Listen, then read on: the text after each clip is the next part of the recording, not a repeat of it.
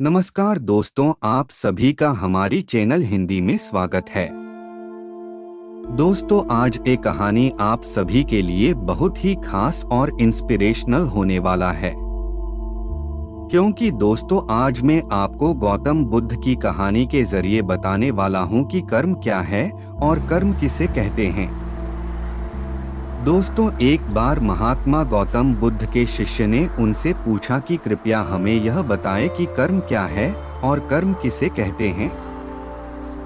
तो उसके बाद महात्मा गौतम बुद्ध ने अपने शिष्य से कहा कि कर्म को समझने के लिए मैं तुम्हें एक कहानी सुनाता हूँ। इस कहानी से तुम समझ जाओगे कि कर्म क्या है और कर्म किसे कहते हैं। दोस्तों, बुलंद शहर का एक राजा था जो अपने मंत्री के साथ घोड़े पर बैठकर अपने राज्य का भ्रमण कर रहा था। राज्य का भ्रमण करने के बाद राजा एक दुकान मकान के पास रुक गया और रुकने के बाद राजा ने अपने मंत्री से कहा कि मंत्री जी, मालूम नहीं क्यों लेकिन मुझे लगता है कि इस दुकानदार को कल के कल फांसी की सजा सुना दूं और मुझे इसे मृत्यु दंड देने की इच्छा हो रही है। उसके बाद मंत्री जी राजा से इसका कारण पूछ पाते, इससे पहले राजा उससे आगे निकल गए। मंत्री ने इसका कारण पता करने के लिए अगली सुबह भेष बदलकर आम जनता का रूप धारण करके उस दुकानदार के पास पहुंचा। और वैसे तो दुकानदार चंदन की लकड़ियां बेचने का काम करता था। इसके बाद मंत्री जी ने दुकानदार से पूछा कि भाई, आपका काम कैसे चल रहा है। उसके बाद दुकानदार ने कहा कि भाई, बहुत ही बुरा हाल चल रहा है। लोग दुकान पर आते हैं, चंदन को सूंघते हैं और फिर उसकी प्रशंसा तो बहुत करते हैं, लेकिन खरीदता तो कोई भी नहीं। और उसने आगे बताया कि मैं सिर्फ इसी इंतजार में हूँ कि कब हमारे राज्य के राजा की मृत्यु हो जाए और उनके अंतिम संस्कार के लिए मेरे दुकान से बहुत सारी चंदन की लकड़ियां खरीद लिया जाए और शायद वहां से मेरे चंदन की लकड़ियां बेचने के व्यापार में थोड़ी बढ़ोतरी हो जाए और मेरा व्यापार भी अच्छा हो जाएगा। दोस्तों, इसके बाद मंत्री को सब बात समझ में आ गई कि यही वो नेगेटिव यानी नकारात्मक विचार है जिसने राजा के मन को भी नकारात्मक बना दिया है। दोस्तों, वह मंत्री बहुत ही बुद्धिमान और होशियार था, तो इसीलिए उसने सोचा कि मैं थोड़ी बहुत इस दुकानदार से चंदन की लकड़ियां खरीद लेता हूं। और उसके बाद उस मंत्री ने उस दुकानदार से पूछा कि क्या मैं आपके दुकान से थोड़ी बहुत चंदन की लकड़ियां खरीद सकता हूं। दुकानदार यह सुनकर बहुत खुश हो गया और उसने सोचा कि चलो, इतने समय से कुछ भी नहीं बिक रहा था।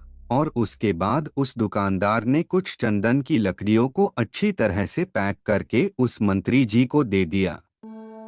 दोस्तों, उसके बाद मंत्री ने अगली सुबह राजा की दरबार में पहुंच गया और उसने राजा से कहा कि राजा, वो जो दुकानदार है ना, उसने कुछ चंदन की लकड़ियां आपके लिए तोहफे के रूप में भेजी है। यह बात सुनकर राजा बहुत खुश हुआ और मन ही मन सोचने लगे कि मैं बेकार में ही उस दुकानदार के बारे में गलत सोच रहा था और उसने उन चंदन की लकड़ियों को बहुत ही अच्छी तरह से सूंघ लिया और उसमें से बहुत ही अच्छी सुगंध आ रही थी। दोस्तों, राजा इससे बहुत ही ज्यादा खुश हुए और उसके बाद राजा ने अपने मंत्री के हाथों उस दुकानदार के लिए कुछ सोने के सिक्के भेज दिए गए कि उसी आम जनता का रूप धारण करके मंत्री जी अगली सुबह उस दुकानदार के पास चले गए और कि उसने वह सोने के सिक्कों को उस दुकानदार को दे दिया। दोस्तों, उसके बाद दुकानदार बहुत खुश हुआ और मन ही मन उसने सोचा कि मैं बेवजह अपने राज्य के राजा के बारे में गलत सोच रहा था। राजा तो बहुत ही ज्यादा दयालु है। और यहीं पर महात्मा गौतम बुद्ध जी ने कहानी को खत्म किया। ये कहानी जब खत्म हुई तब गौतम बुद्ध ने अपने शिष्यों से कहा कि अब आप बताएं कि कर्म क्या होता है। तब गौतम बुद्ध जी के सभी शिष्यों ने जवाब देते हुए कहा कि शब्द ही हमारे कर्म होते हैं और हम जो भी काम करते वही हमारे कर्म होते हैं और जो हमारी भावनाएं होती है वही हमारे कर्म होते हैं।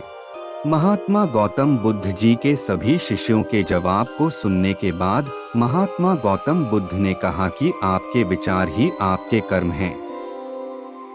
अगर आपने अपने खुद के विचारों पर नियंत्रण पाना सीख लिया, तब आप एक महान इंसान बन जाते हैं। जब आप अच्छा सोचते हैं, तब आपके साथ अच्छा ही होता है और वो होता ही रहेगा। दोस्तों, इसीलिए मैं भी कहना चाहूँगा कि अगर आप अच्छा सोचोगे तो दूसरे लोग भी अपने आप आपके बारे में अच्छा सोचने लग जाएंगे। दोस्तों, अगर आप चाहे कि यह महात्मा गौतम बुद्ध जी की बातें और लोगों तक भी पहुँचे तो कर्म क्या है और कर्म किसे कहते हैं, इस लाइफ चेंजिंग वीडियो को अपने दोस्तों के साथ जरूर शेयर कीजिए। और यह कहानी आपको पसंद आई होगी तो नीचे कमेंट बॉक्स में कमेंट करके हमें जरूर बताएं कि यह कहानी आपको कैसी लगी, और चैनल को सब्सक्राइब करें।